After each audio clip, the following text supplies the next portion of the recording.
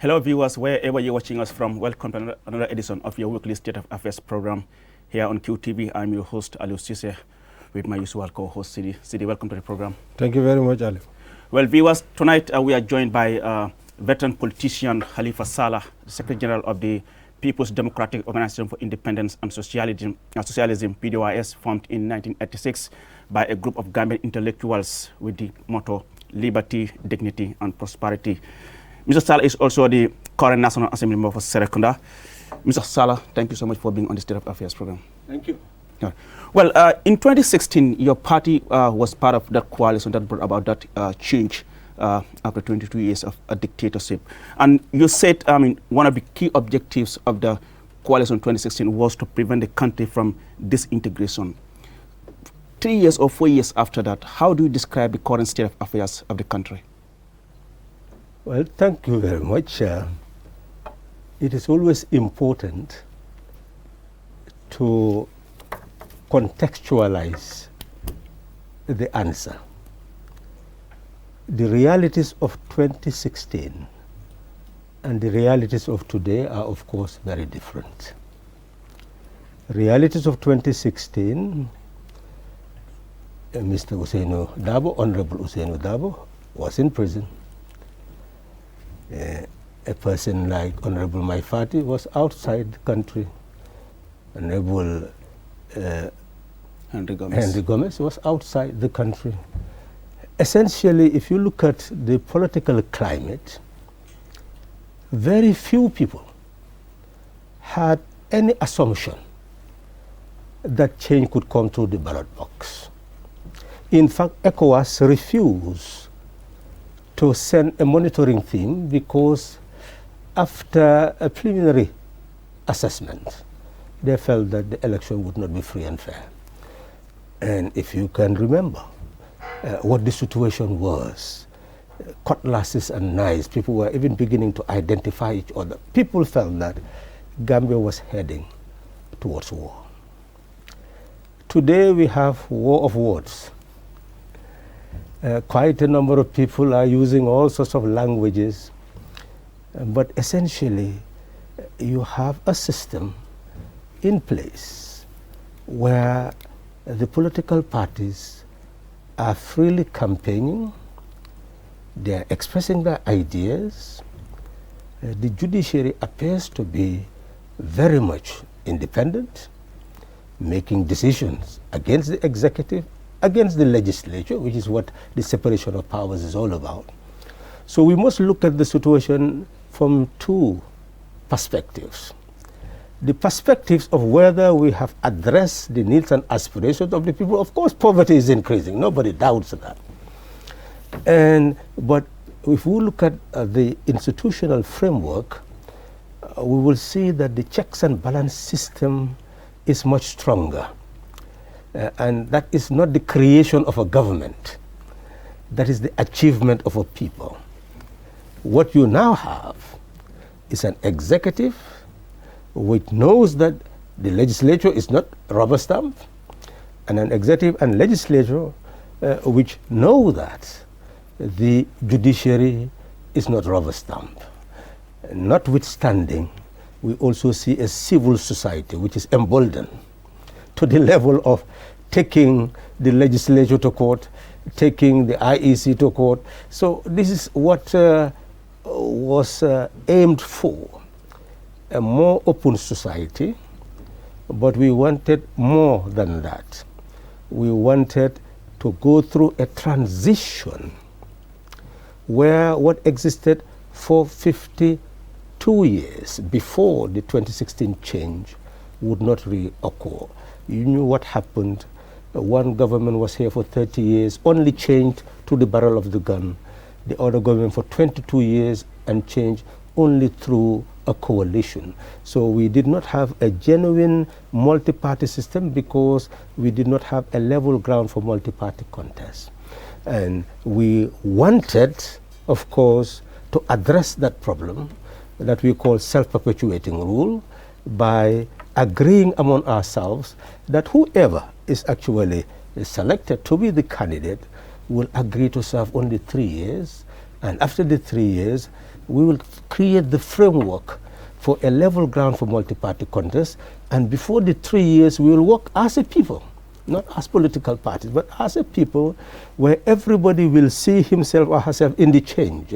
And your station, the radio station, the television stations would have been opened during the 3 years for conscientization of the population, give them more knowledge of who they are, so that everybody will see that one is the sovereign person, the custodian of the democracy of the country. You've always been talking about the issue of regime change and system change. What is the difference here?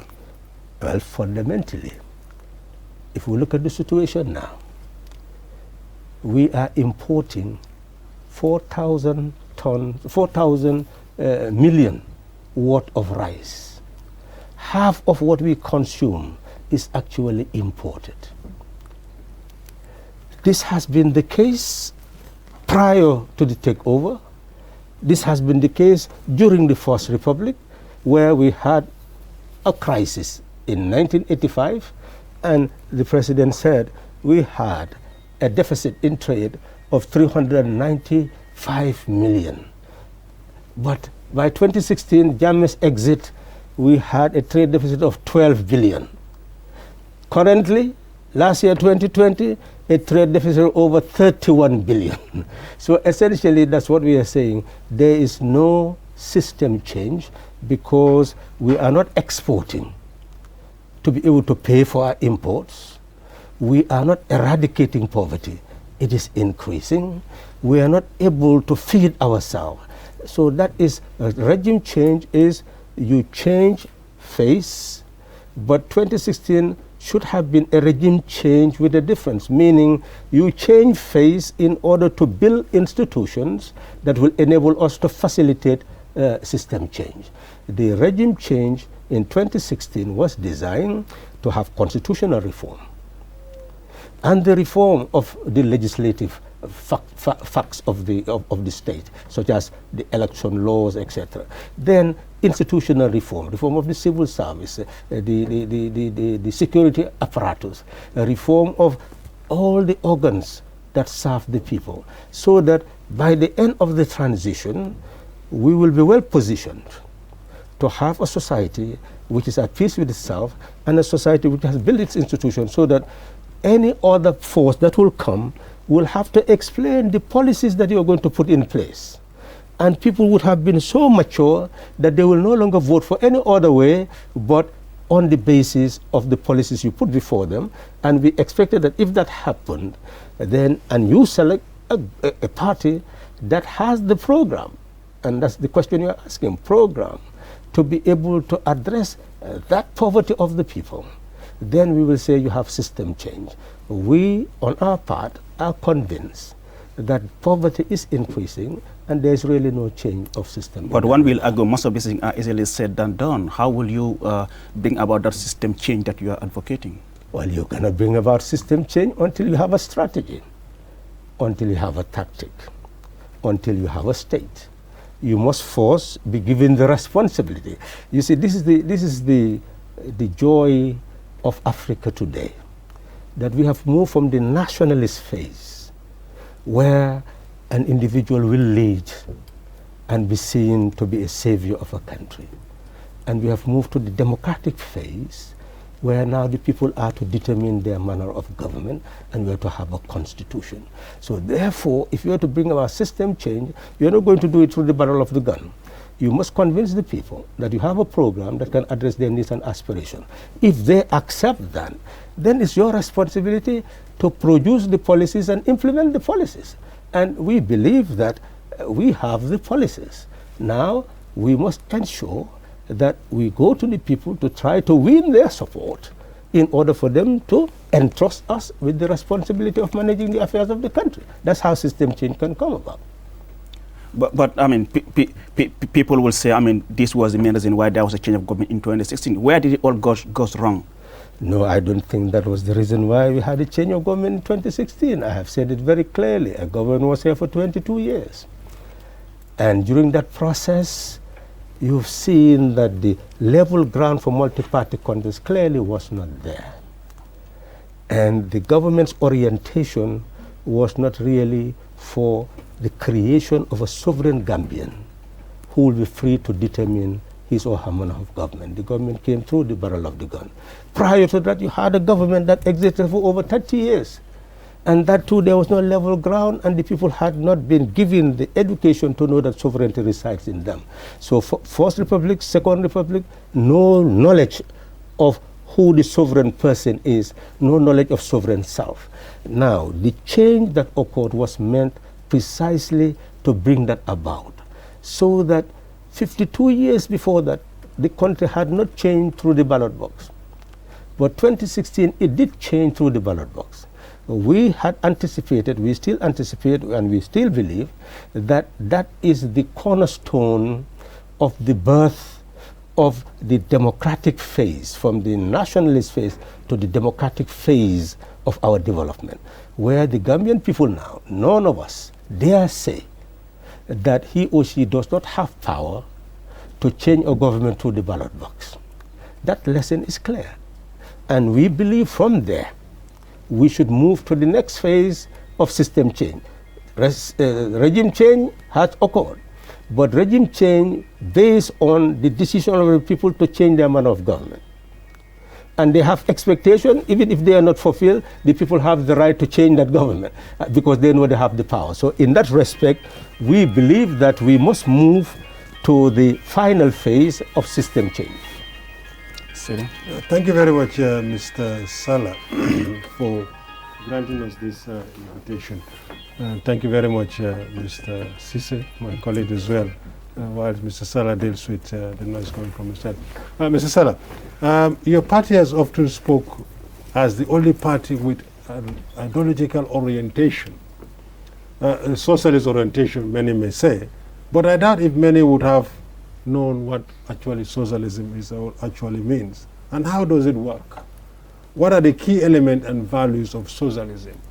Then this has been here for many years. Well, I remember Jawara telling people some time ago that PPP was a government that is socialist but with a small s. So essentially, it seems that we need more teaching. You see, we must move away from the ism to look at a state. And when you look at a state, what is a state? Of course, it's an instrument of governance. Every state is central. That's why you say central government and you talk about local government. Every state is central, meaning that you have an institution which takes resources from the people.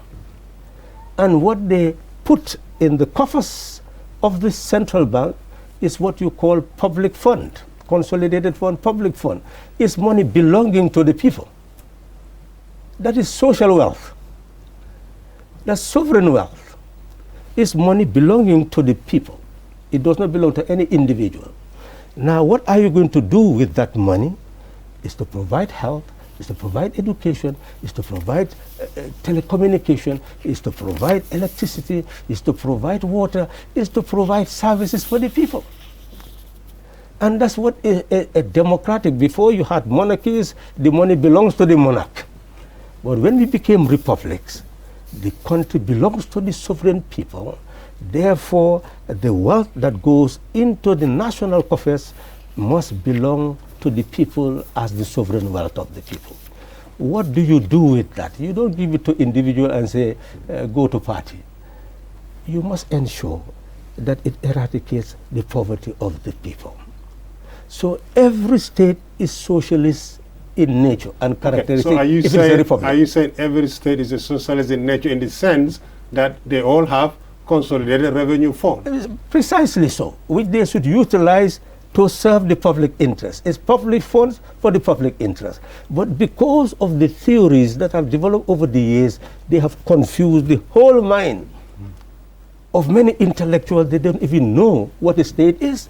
So what actually stands out in terms of socialism Well, and in terms of a government like what we have now, yes, what they are doing? Yes, I'm trying to break it down. Okay. You said let me simplify. Yes, please. That's why I became very simplistic in that explanation. Okay. You know, so that people will have in their mind, rather than be afraid of public fund and public finance, let's see that is the fundamental pillar of our democracy. That's why we elect leaders. That's why we are taxed, and it goes into the national coffers so that we get services. All right?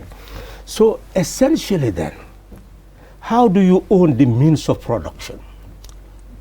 And that is where the question really lies. That even though you have a state, when it comes to the economic life of society, you must be able to produce what will ensure survival of a population. But the water, the land, the airspace belong to all in a republic. But as you govern, it depends on the type of state. That's what matters. You can have a state that says, well, I don't care. Yes, we are elected to serve the people, but now I will allow the land to be owned by a few. I will allow the waters to be owned by a few. I will allow all wealth of society to be owned by a few, and I will carry out policies that serve the few. Then, of course, that will not be socialism anymore. So, I'm coming. Okay. But essentially then, okay, we must look at socialism in its development, that countries, especially in Europe... I'm going to come in here, Mr. Sallah. I want clarity on this. Yes. And that is, are you saying everything should be owned by the state? Well, this is where... Controlled by the state? This is where I'm coming. I'm simply saying that what must be understood, as a result of wealth being concentrated in the hands of the few in Europe, and because of the land being controlled by a few in Europe, led the farmers to leave the land to go into the urban areas, and unemployment increased, and suffering increased, unions began to protest, and because of that, states emerged to address that poverty. And how did they address that poverty?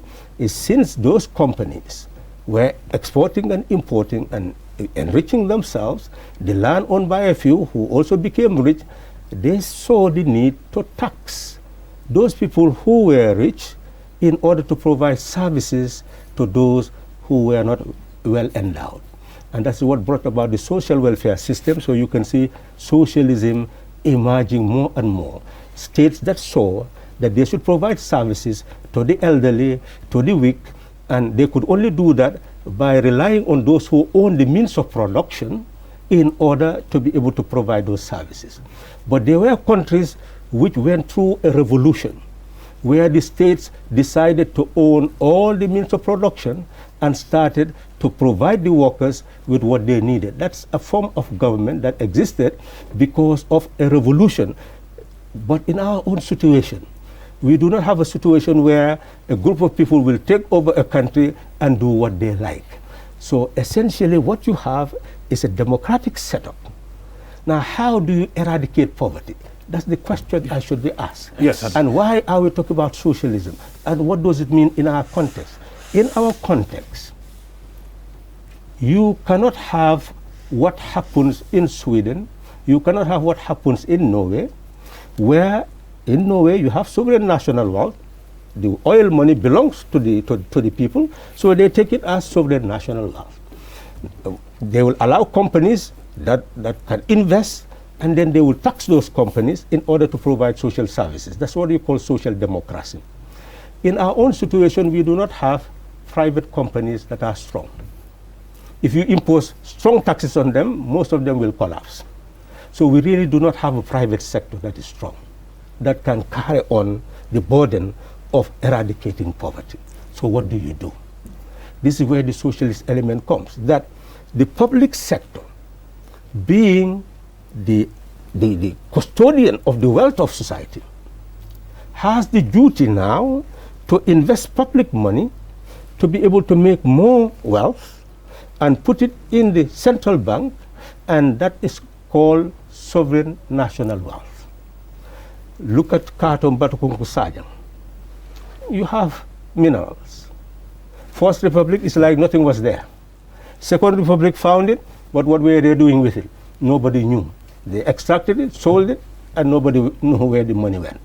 The current situation, you give license for people to mine, and you fold your arms as if the state has no responsibility to develop the productive base.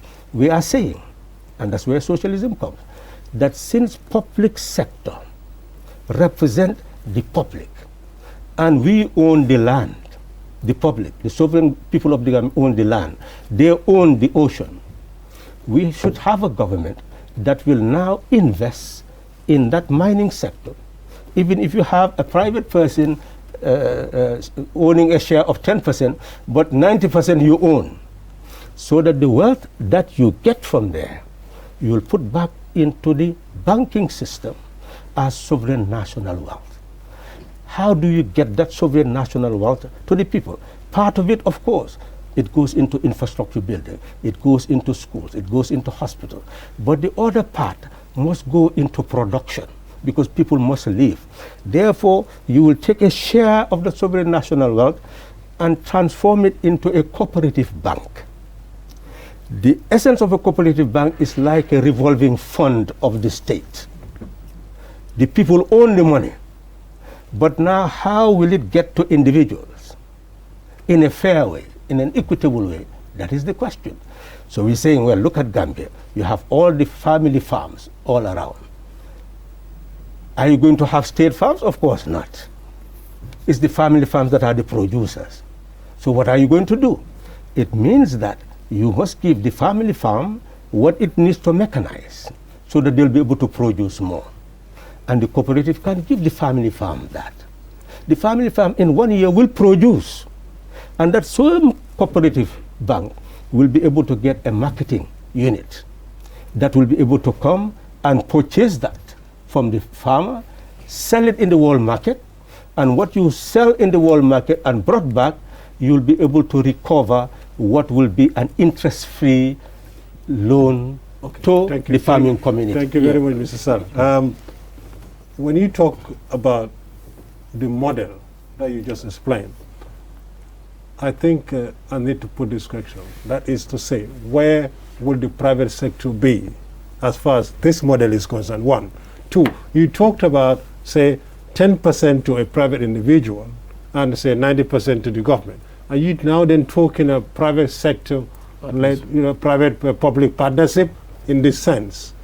And actually, finally, where does this model that you've just explained work in this world? So it is important to answer the first question that we look at the production base in the first instance. We've talked about mining. We can talk about fisheries and many other sectors, housing, etc., etc. We'll come to that. Now, once you start the investment, you're talking about where does the private sector stand? Private sector, public sector, cooperative sector, as well as the informal sector, constitute the basis of the economy under that republic. Why? Because you inherit these institutions and you cannot liquidate them.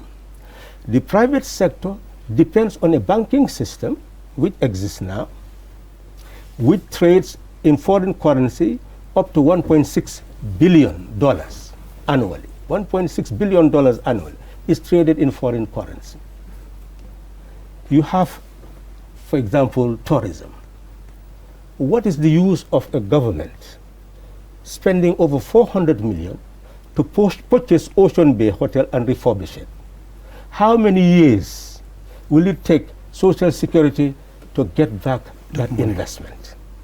That does not make sense.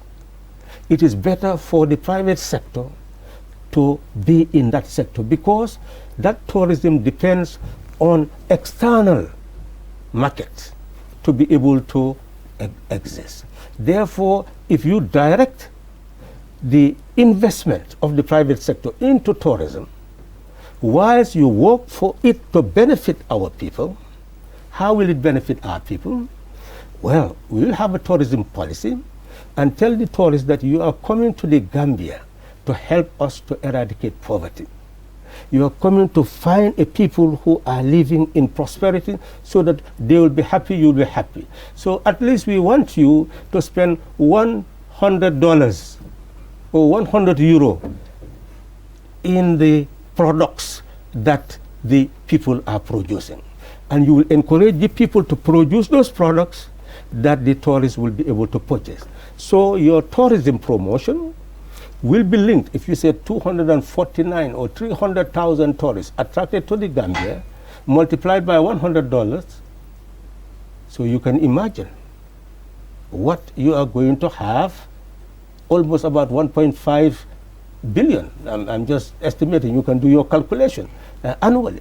That will go directly to the population. So the private sector there is actually assisting the public sector to be able to eradicate poverty by directing wealth to the people. This is where the private sector will go. Private sector can also come, as you said, private, public, in a manner where you cannot buy the equipment initially, and they have the ability to purchase the equipment. You will be able to measure and provide them a share, or you jointly purchase that particular equipment so that they will have a share in the production, with the objective of ultimately, after 5 years, you actually take control. So any Gambian who is productive, anybody outside who is productive, anybody in Africa who would really want the development of the country would not hesitate to participate in such investment programs so as to facilitate the development of our country. That's what we are saying. You talk about the issue of the state-owned enterprises. One more question. That's where have this been tried before? And then Mr. Sisse, my colleague, will comment. The model you were talking about, where had it worked? You know what we must, even though I will tell you what sovereign national wealth is and what is being done, look at Norway. Okay. They're using the oil money of Norway as sovereign national wealth. And at this moment, that oil money has produced $1.3 trillion worth of wealth for Norway, because they will take their sovereign national wealth and invest in Microsoft, in other technologies, in bonds outside, and that yield more and more resources to the Norwegian state, which enables them to eradicate the poverty of their people. But that's not the example. We're not following those examples. We are following science. Science is telling us that we cannot rely on taxation, loans and grants to be able to eradicate poverty. Who will question that? We cannot. So where is the money going to come from to eradicate poverty? That is what you should ask every economist who is of African origin. Where? It can only come from a productive state. And most of our intellectuals who talk about economics, this is where they have this warped mind that they do not consider this fact of science, that you must have sovereign national wealth in order to be able to eradicate poverty. And sovereign national wealth belongs to you. The ocean belongs to us. If you look at Europe now, the European Investment Bank is a contribution of all the states to the bank. World Bank is a contribution of states to the bank. So the states contribute, and then eventually the bank invests. But our people don't study these things. There is absolutely no economy. If you were to study Singapore now, you will see that it is sovereign national wealth. The participation of the state, the public sector in production, that enabled them to have the type of economy they have. Well, you talk about the issue of fighting poverty. You're talking about the country depending highly on loans, grants, and all that. But looking at the current state of the country, this is a country that depends highly on tourism. I mean, it depends on the number of people that comes to the country. Agriculture will depend highly on rain. What do you think is the way forward? Well, you have to look at the system in the first place. If you say we just depend on rain, we just depend on tourism. But the issue, no, it's not about. For example, now during the pandemic, tourists are not coming to the country. Yes, this has really affected this sector, which contributes almost, if I'm right, 20% to the GDP. Yes, I'm simply saying, what type of tourism do you have in the first place? What type of industries do you have in this country? what can really help your country to really eradicate poverty. What type of banking structure exists that will facilitate that? Without investment capacity, you cannot eradicate poverty. And the investment capacity that you have are the banking system, microfinancial institution, and all these institutions, you will have to pay interest in order to get them. So this is not meant for the poor. The poor cannot have collateral to get this. So in essence then, you will never be able to eradicate poverty as long as such a system exists. You must create a system that is capable of eradicating poverty, and that's what we have told you, that you must be able to create sovereign national wealth by the public sector investing in the productive base. For example, we have state corporations, those that sell fuel. If you have a fuel company that is private and a fuel company that is public, what is the argument? Why shouldn't the public sector fuel company earn the same as the private sector fuel company? The public sector mobile company earn the same as the private sector. So once you have the public sector, it is capable of earning the same type of profit that the private sector is earning. So in that sense, what it earns will go as sovereign national wealth. Now, how you distribute that sovereign national wealth is what matters. I have emphasized to you that that sovereign national wealth can be divided into investment capital as well as cooperative banking system to be able to promote welfare. Because in our own situation, you do not have private companies you can tax in order to provide general welfare to the unemployed, provide general welfare to those people who are elderly. Do you have a follow-up question? No, you can come in. Okay, Mr. Sallah, Yeah. you talk about the public enterprises. We know very well that the public enterprises in the Gambia actually do not do well. I guess you remember the ERP then in the former government, the First Republic, and presently the public sector, the public companies actually aren't doing very well at all. So you can help us on that, because you seems to be advocating for more public companies, public involvement as far as the economy is concerned. The other sector area you talked about is the banking. You keep going on about banking, but fundamentally, I am with the belief that the present system of banking in this country actually is not helping the small businesses at all. In your government, what would you do to create that conducive environment for small businesses? Because most businesses here cannot get loans in the banks. It's not possible. And the taxation is crippling the small businesses. Well, I think I have to allow Honorable take note of those questions. We'll just go with a short commercial break, and when we return, then Honorable will respond to those questions. Well, viewers, we remind that you're watching State of Affairs here on QTV. I'm your host, Aliou Cisse, with my co-host, Sidi Cisse, and our guest tonight is Honorable Halifa Sallah, Secretary General of PDOIS Party. We'll go with a short commercial break, and when we return, the discussion continues.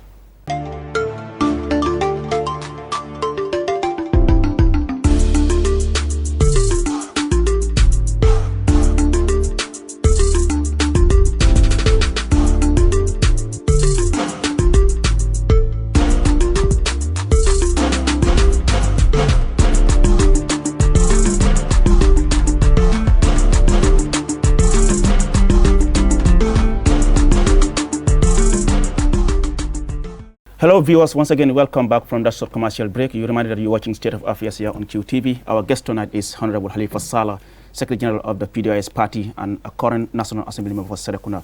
Honorable, well, before we go with the break, my colleague Sidi asked two questions, two in one. So perhaps you can just respond I got to those his questions. question. Clearly, we must go back to history a bit.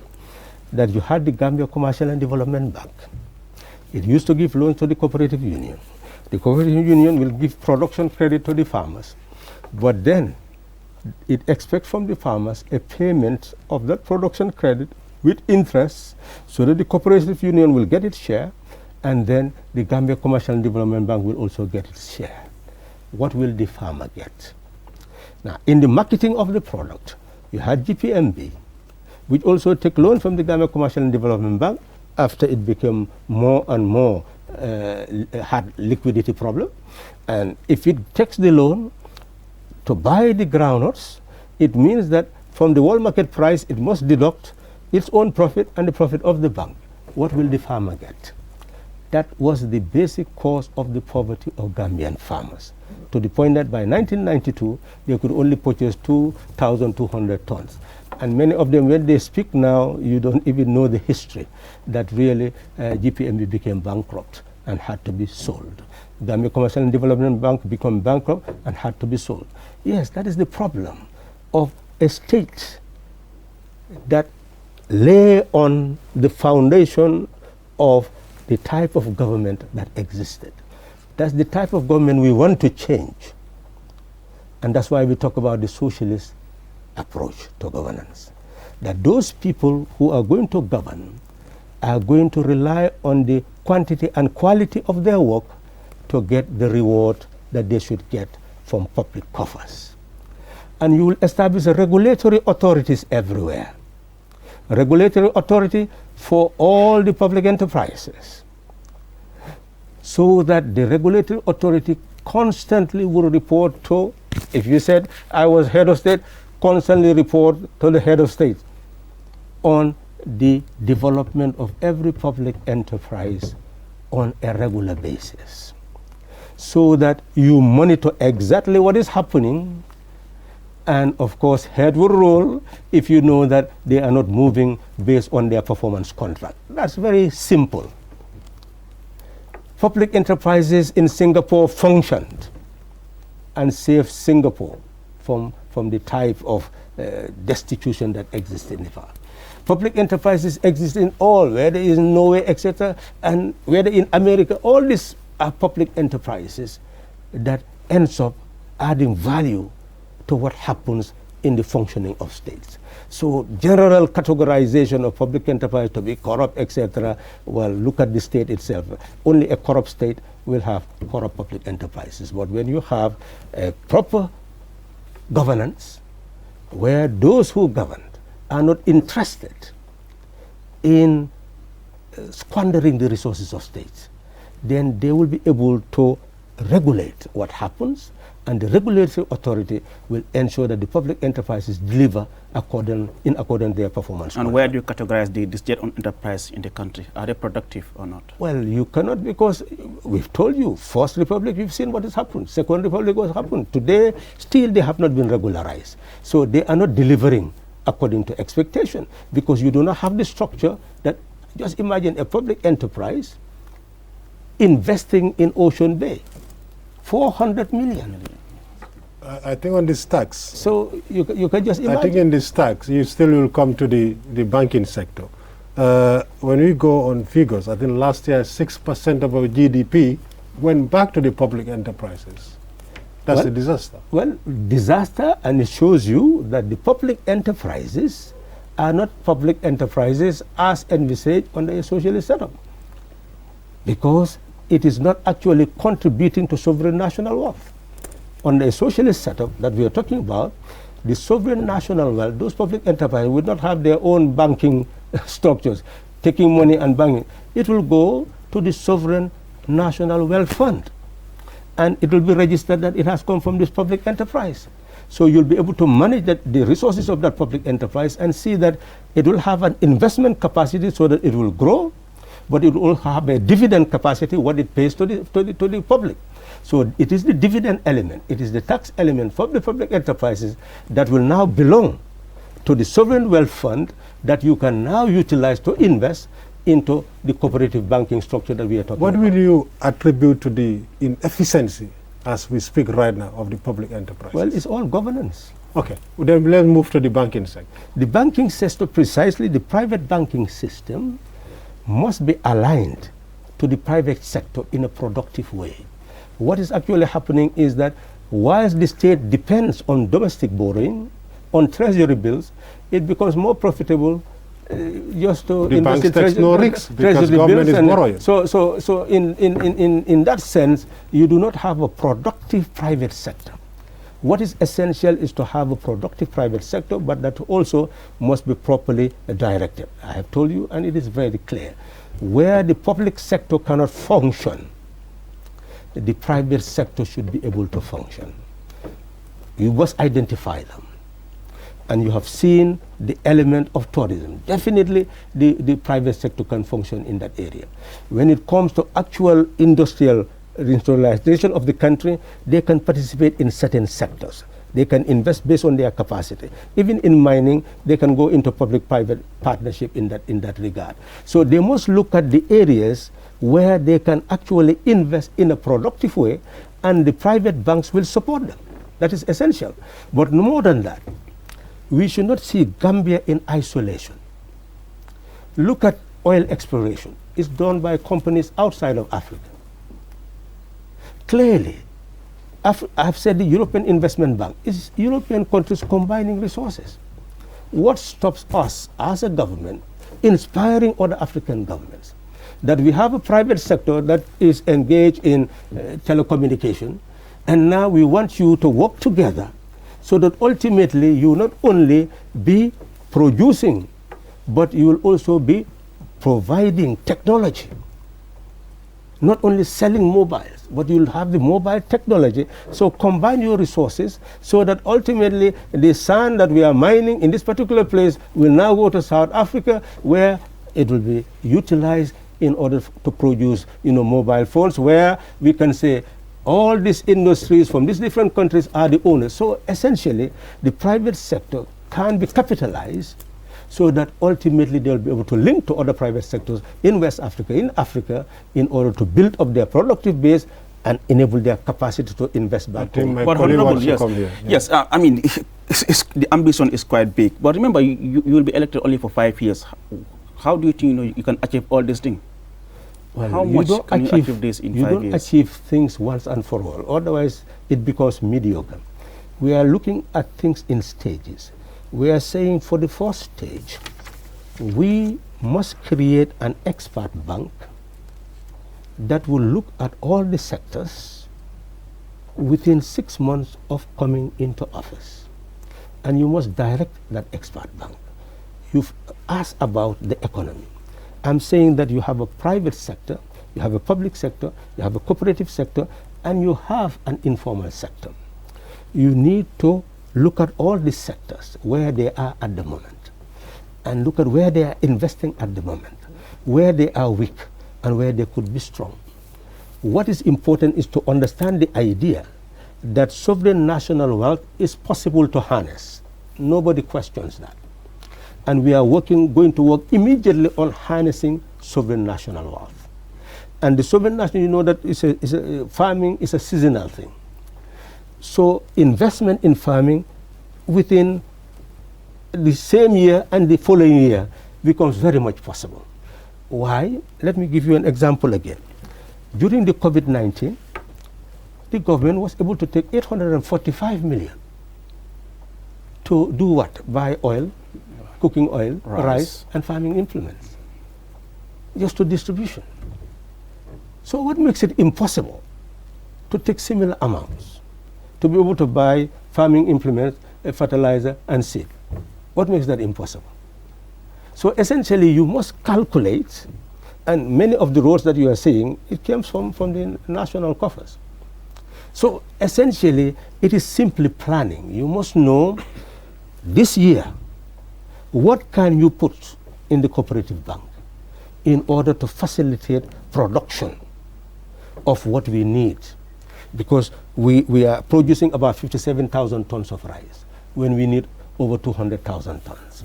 Well, I mean, it's quite interesting. I think we need to move forward.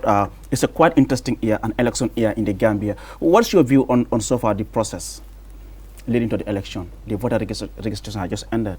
Well, election has, let's say, 5 phases. The first phase, which is more important than all the phases, is the framing of the law that governs elections. I believe you see that still is at the level of the National Assembly. We are becoming late in terms of electoral reform. That is one problem that came into being because of, again, the failure to come up with a constitution that is fit for purpose. So those are limitations that we must see right away. Because if you had the right type of constitution, probably you will not win with less than 50 plus 1% majority.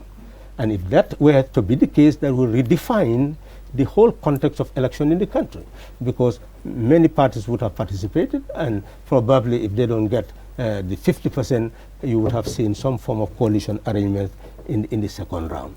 That is no longer, it at least does not, it is a dim prospect. That changes the equation to somewhat. We are also moving to the second level, that is registration of voters.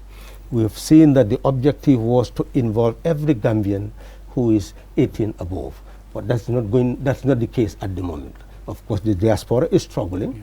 We don't know what the courts will ultimately do, but that is also becoming a dimmer and dimmer prospect, but a prospect nonetheless, because it's a right, and I'm sure if it is fought in the right way, at the right time, probably that right will be acquired, because no one should deprive anybody of an acquired right, and no law can deprive anybody of an acquired right. So in essence, we are convinced that if it is fought for properly, it will be acquired. Now, thirdly, is the actual movement into the planning for the political parties' participation, that is the nomination of voters, of the candidates. Now, when we move into that level, we have begun to see prior to that you will be having primaries, you may be having nomination of candidates, you may be having selection of different types. So we must observe the scene, how many parties have selected their presidential candidates already, and I believe that some have done so, and they are campaigning. Possible coalition, maybe?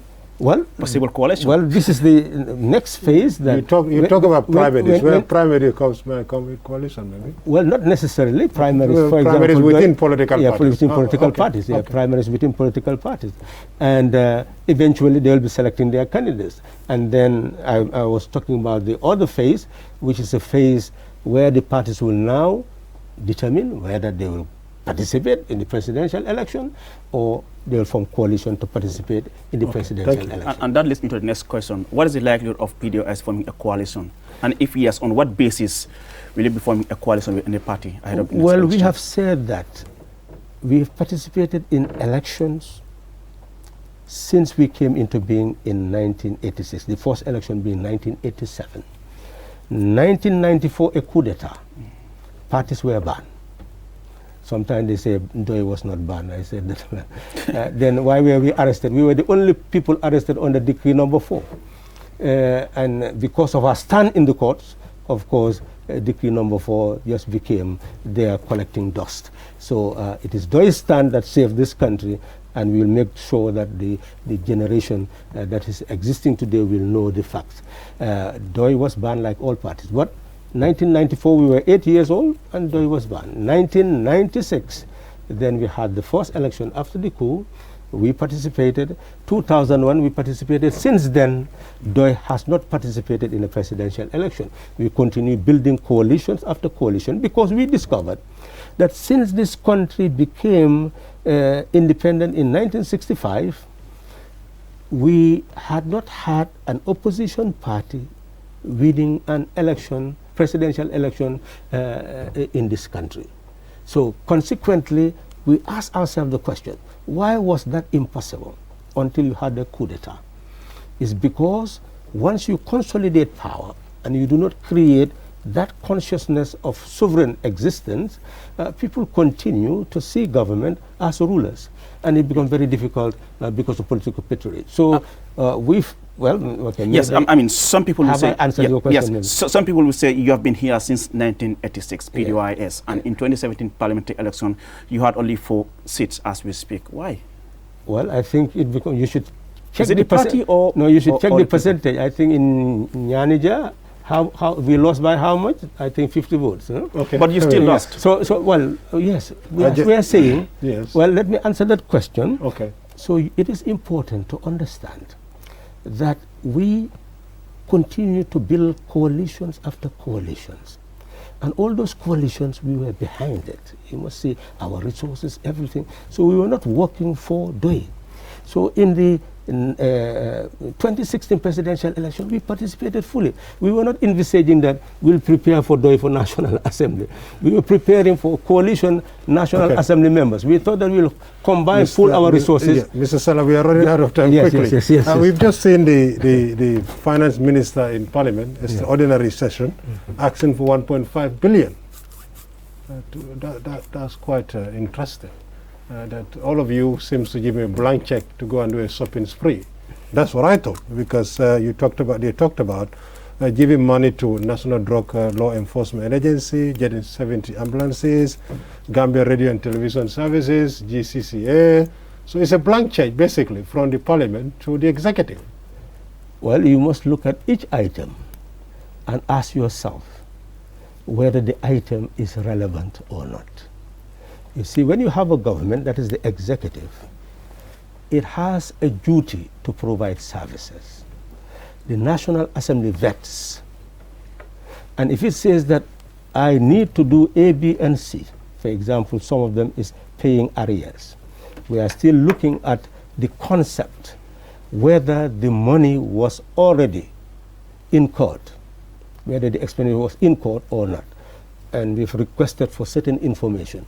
But essentially, you can see the money to be paid is coming from payment being made by a company that defaulted, 1.5 billion. So it means that if you owe arrears and you do not pay them, you can be taken to court. And when the court orders, what are you going to do? You're going to pay.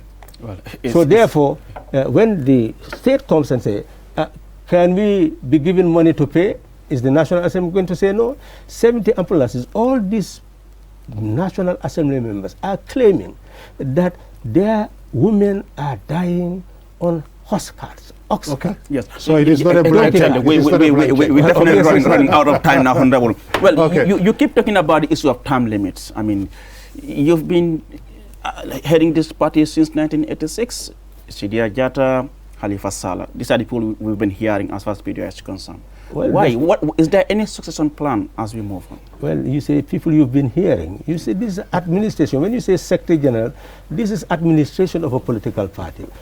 Would you, as a young person, leave all your planning, all your education, all your family plans, and stay in an office 24 hours to say you are working for a political party that has never taken over power, to be able to have resources, to be able to pay you your dues so that you'll be able to survive with your family? Would you do that? You will not do that.